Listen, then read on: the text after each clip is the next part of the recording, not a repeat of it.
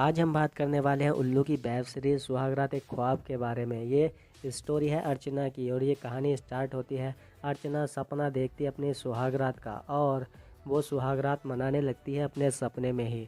उसको अक्सर ये सपना आता रहता है। अब सपने में ही वो सुहागरात का कार्यक्रम स्टार्ट कर देती है। उसका पति उसका घूंघट उठाकर स्टार्ट हो जाता है और कार्यक्रम पूरी तरह से शुरू होने ही वाला था, तभी उसका सपना टूट जाता है। उसकी फ्रेंड कहती है कि क्या आज फिर तूने वही सपना देखा, फर्स्ट नाइट वाला? वो कहती है हाँ यार। वो कहता है, तब उसकी फ्रेंड कहती है कि आखिर कैसा दिखता है तेरा होने वाला पति, सुहागरात मनाने वाला पति? वो कहती है नहीं, मेरे को नहीं पता, उसका चेहरा धुंधला दिखाई देता है। तब वो कहती है तू ये सब सपने में ही करती रहेगी या हकीकत में भी करेगी? वो कहती है अजय तेरे पे बहुत लाइन मारता है, क्या तेरी सेटिंग उससे करवा दूँ? ये कहती है तू ये कैसी बातें कर रही है, शादी से पहले ये सब नहीं कर सकती मैं।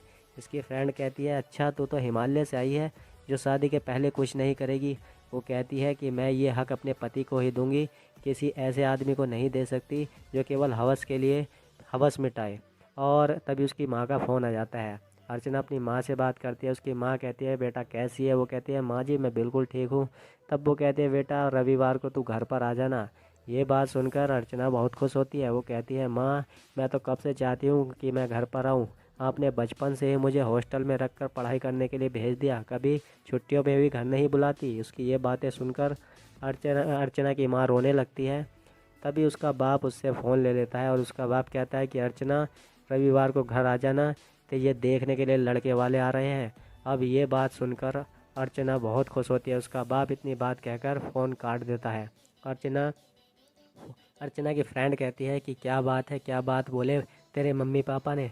तब वो कहती है कि वो लोग मुझे घर पर बुला रहे हैं, बहुत दिनों के बाद मेरे माँ बाप ने मुझे घर पर बुलाया है, वरना बचपन से मुझे हॉस्टल में ही रख रहे थे।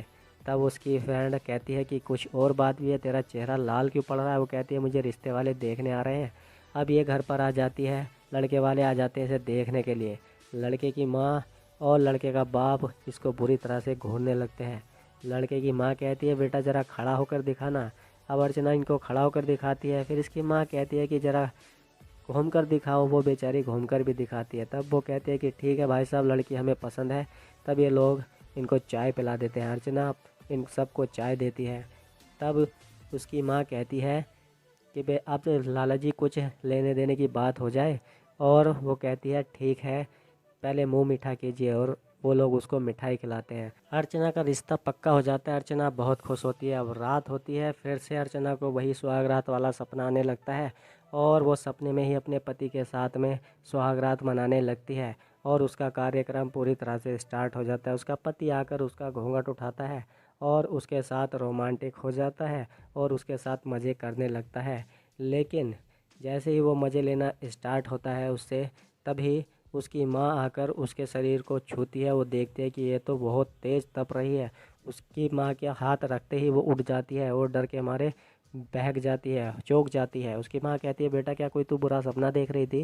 वो कहती है नहीं माँ, मेरे पास बैठो। और उसको वो अपने पास पर बुलाकर बैठाती है और कहती है माँ तुमने मुझे इतने दिनों तक दूर क्यों रखा? क्या तुम इस शादी से खुश नहीं हो? वो कहती है बेटा मैं तो बहुत खुश हूँ। तभी इसका बाप आ जाता है और कहता है चल काम पर नहीं चलना क्या? ये कहती है माँ इतनी रात को तुम कहाँ पर जा रही हो, ऐसा कौन सा काम करती हो? वो कहती है बेटी मेरी नाइट शिफ्ट लगी हुई है हॉस्पिटल में, इसलिए मैं जा रही हूँ। और वो कहती है माँ मुझे एक बात बताओ, तुमने मुझे अपने से दूर क्यों रखा? वो कहती है बेटा यहाँ पर कोई अच्छा कॉलेज नहीं था, इसीलिए तुझे बाहर हॉस्टल में रहकर पढ़ाया ताकि तू अच्छी पढ़ाई कर सके। और इतना कहकर वो वहाँ से चली जाती है। इसको इसके सवालों के जवाब नहीं मिल पाते। ये सोचने लगती है कि माँ मुझसे कुछ ना कुछ ज़रूर छिपा रही है। अब इसकी शादी हो जाती है और ये सुहाग रात की सेज पर बैठी थी। अब ये इतनी खुश होती है कि आज आखिर वो दिन आ ही गया जब मैं बहुत जिस दिन का मैं इतने दिनों से इंतज़ार कर रही थी, आखिर वो दिन आज आ ही गया। और वो मन ही मन बहुत खुश होती है। तभी दरवाज़ा खुलता है, ये अपना मुंह ढककर फिर से बैठ जाती है और एक आदमी आकर इसका घूंघट ऊपर उठाता है। जैसे ही इसका घूंघट ऊपर उठाता है, ये उस आदमी को देखती है तो ये चिल्लाने लगती है। वो कहती है कौन हो तुम? तब वो आदमी राक्षस जैसा दिखाई देता है। वो कहता है कि मैं तेरा ग्राहक हूँ, आजा मुझे मज़े दे। और वो उसके साथ ज़बरदस्ती करने लगता है, लेकिन वो उसे मना करती है और उसे धक्का मुक्की करके फेंक कर वहाँ से भागने लगती है। और दरवाज़ा खोलती है तो इसका पति बाहर ही बैठा था। वो अपने पति से कहती है देखो कोई कमरे में घुसा है और वो मेरे साथ ज़बरदस्ती कर रहा है।